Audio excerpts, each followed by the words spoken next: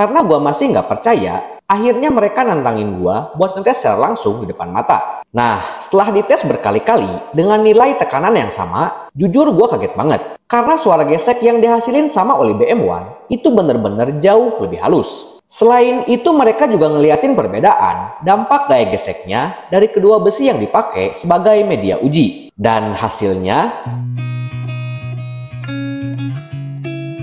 So, ini adalah oli mesin merek BM1. Salah satu pemain lama di industri oli yang produknya dikenal bikin nose engine jadi lebih halus, suhunya nggak cepat panas, dan juga daya tahannya tergolong cukup lama.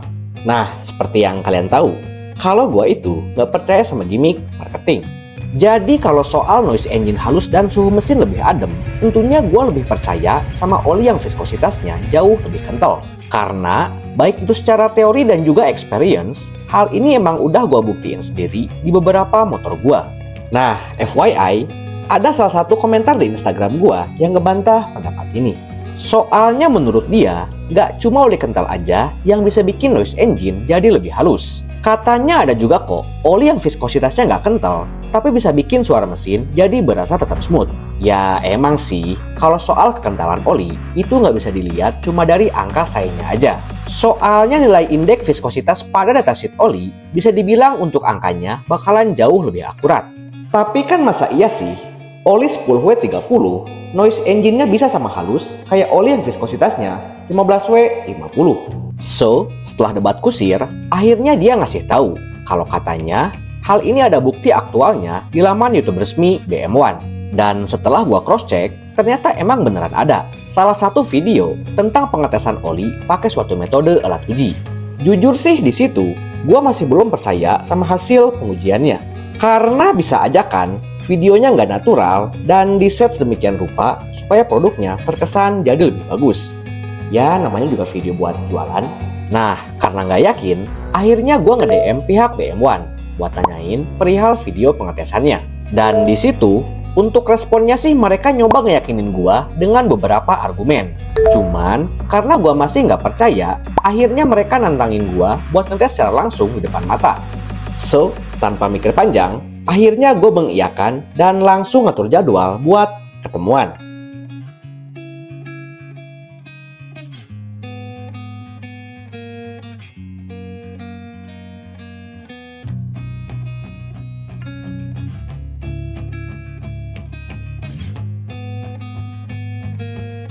Nah, waktu itu, gue sengaja datang langsung ke salah satu kantor cabang BM1. Dan di situ, gua dikasih beberapa penjelasan tentang kelebihan produk mereka. So, sebagai ajang pembuktian, pihak BM1 juga ngizinin gua buat nge-record kemampuan peredaman gaya geseknya secara langsung. Dan supaya lebih fair, yang dites itu ternyata bukan cuma oli BM1 doang, tapi mereka juga ngetes oli lain sebagai bahan perbandingan. Nah, setelah dites berkali-kali dengan nilai tekanan yang sama, jujur gua kaget banget. Karena suara gesek yang dihasilin sama oli BM1 itu bener-bener jauh lebih halus. Selain itu mereka juga ngeliatin perbedaan dampak gaya geseknya dari kedua besi yang dipakai sebagai media uji. Dan hasilnya, untuk titik yang ditekan pas pakai oli BM1, gesekannya emang minim banget. Beda jauh lah sama titik tekanan yang dilumasi sama oli lain. Karena pas gue coba perhatiin, emang kelihatan jelas banget kalau besinya kemakan lumayan dalam. Di situ jujur gue kaget banget sih sama hasil pengujiannya. Karena gue nggak nyangka aja gitu kan, untuk gapnya bakalan segitu jauh. Dan setelah ngeliat pengetesannya secara langsung, pastinya gue penasaran dong, bakalan gimana impresinya kalau misal dipakai di mesin motor. Apakah gaya geseknya emang beneran minim?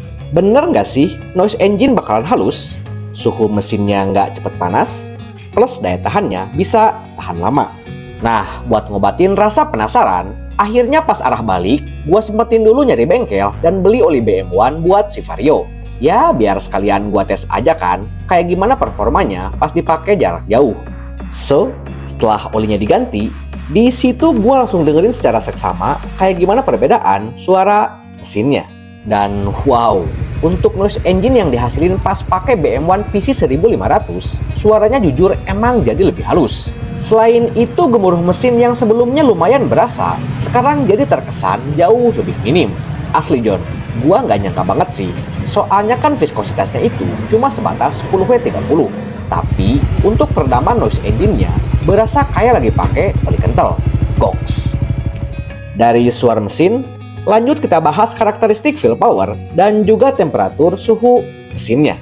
So, kalau untuk tarikan mesin, mau itu di RPM bawah sampai RPM atas, menurut gua dia nggak terlalu spesial.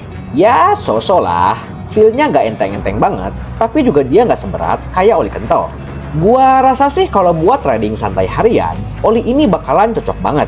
Terutama buat kalian yang aktivitasnya berada di kota besar yang trafiknya sering banget lewatin titik kemacetan.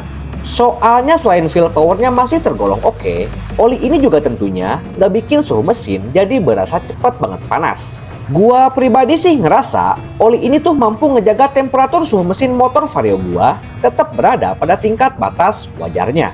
Makanya, untuk stabilitas performa pas pakai BMW PC 1500, menurut gua terkesan jadi lebih stabil dan powernya juga berasa nggak cepat loyo. Terus gimana soal daya tahannya? Apakah dia emang durable atau sama aja kayak oli lain sekelasnya? Nah, pasca oli ini gua pakai selama 2 bulan dengan jarak tempuh sekitar 1800 kilometeran. Untuk penurunan performanya sih kalau menurut gua mulai berasa kalau misal jarak pakainya udah nyentuh angka 1500 kilometeran. Tapi so far sih untuk daya redamnya gua rasa masih tergolong cukup oke. Makanya gua masih berani nge-push sampai jarak 1800 km lebih. Kayaknya sih mungkin bisa aja di-push terus sampai nyentuh angka 2000 kilometeran.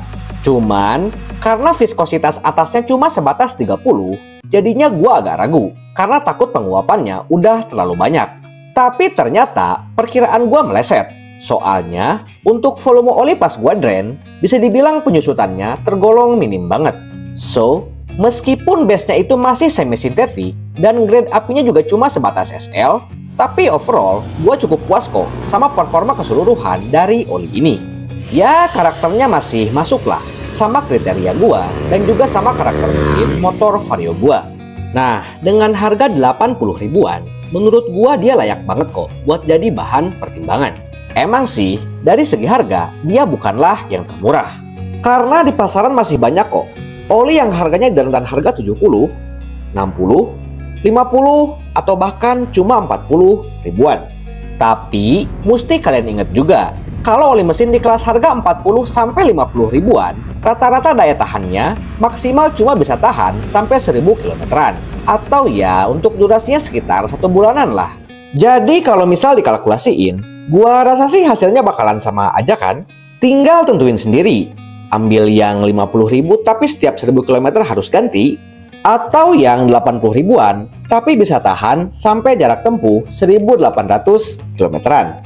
So, kira-kira menurut kalian mending ambil yang mana? Tulis jawaban di kolom komentar ya. Dan thanks sudah nonton video gua sampai akhir. Jangan lupa, tunggu video gua selanjutnya. Thank you for watching and see you to the next video.